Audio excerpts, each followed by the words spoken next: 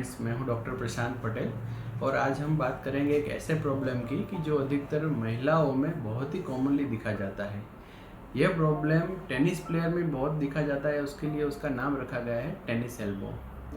ये प्रॉब्लम में लक्षण क्या रहते हैं तो पेशेंट को कोहनी के बाहर के भाग में जो हड्डी रहती है वहाँ पे sharp shooting pin point pain होता है कि जैसे कि कोई एक पॉइंट पे हड्डी में से पेन आ रहा है। ये काम करने की चीज़ रहती है कि जिसका मूवमेंट होता है, जैसे कि बर्तन धोना, झाड़ू पोछा करना, वजन उठाना, ये सब प्रोसेस है, ये सब कारण है कि जिसमें पेशेंट को बहुत पेन होता है। कई बार वजन उठाने के समय दर्द की वजह से वजन नीचे छूट जाता है। ये प्रॉब्लम टेनिस एल्बो के कारण बहुत सारे हो सकते हैं, लेकिन बहुत ही कॉमन कारण है कि अधिकतर जितना कैपेसिटी है उससे ज़्यादा काम करना, बार बार काम करने की वजह से, रिस्ट की मूवमेंट होने की वजह से, या फिर बार बार वजन उठाना, बाइक चलाना, बार बार मूवमेंट होती है, टेनिस खेलना, ये सब प्रॉब्लम की वजह से इसमें दर्द होता है। कई बार जोर से जर्क आ जाता है तो जो मसल्स रहते हैं उसमें माइक्रो टेयर्स हो जाते हैं। माइक्रो टेयर की वजह से भी ये प्रॉब्लम हो सकती है।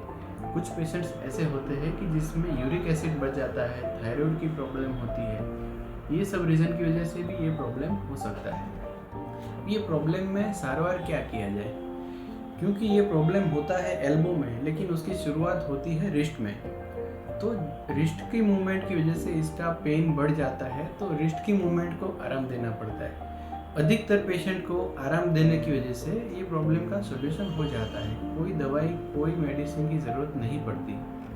कुछ पेशेंट्स ऐसे होते हैं कि जिसमें मेडिसिन या फिर बर्फ़ से सिकाई देने के बाद में भी आराम मिल जाता है। इससे भी आराम नहीं मिलता तो एक बेल्ट आता है कि जिसको टेनिस एल्बो सपोर्ट बेल्ट बोलते हैं, कि जो एल्बो जॉइंट के थोड़ा सा नीचे जहाँ पे मसल्स का बल्क रहता है वहाँ पे लगाया जा सकता है। उसकी वजह से मसल्स में एक्यूपंक्चर जैसा इफेक्ट आता है, ब्लड सर्कुलेशन थोड़ा बढ़ता है और पेन में रिलीफ मिलता है। ये सब ऑप्शन के बाद में भी अगर दर्द ठीक नहीं होता है तो आपके डॉक्टर आपको इंजेक्शंस की राय दे सकते हैं। इंजेक्शंस दो टाइप के होते हैं कि एक इंजेक्शन होता है स्टीरॉयड।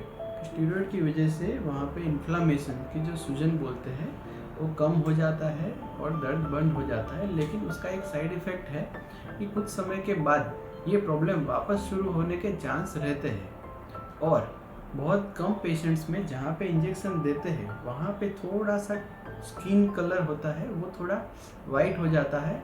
तो ये प्रॉब्लम की वजह से हम आजकल स्टीरॉयड इंजेक्शन की सलाह नहीं देते हैं।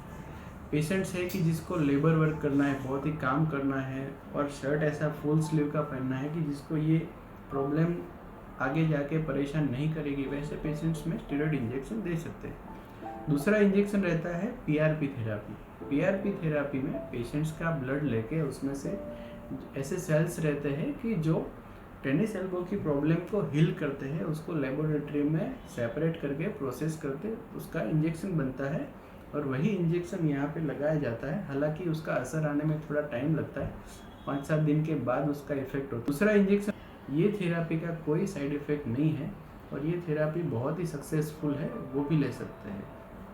बहुत ही कम पेशेंट रहते हैं जिसमें ये सब थेरापी, सब ट्रीटमेंट, आराम, सिकाई, फिजियोथेरापी कुछ भी काम नहीं करता। वैसे पेशेंट्स में ज़रूरत पड़ सकती है कि सर्जरी करने की आवश्यकता पड़ सकती है, लेकिन 10 में से 100 में से एक पेशेंट ऐसा होता है कि जिसमें सर्जरी की आवश्यकता पड़ सकती है।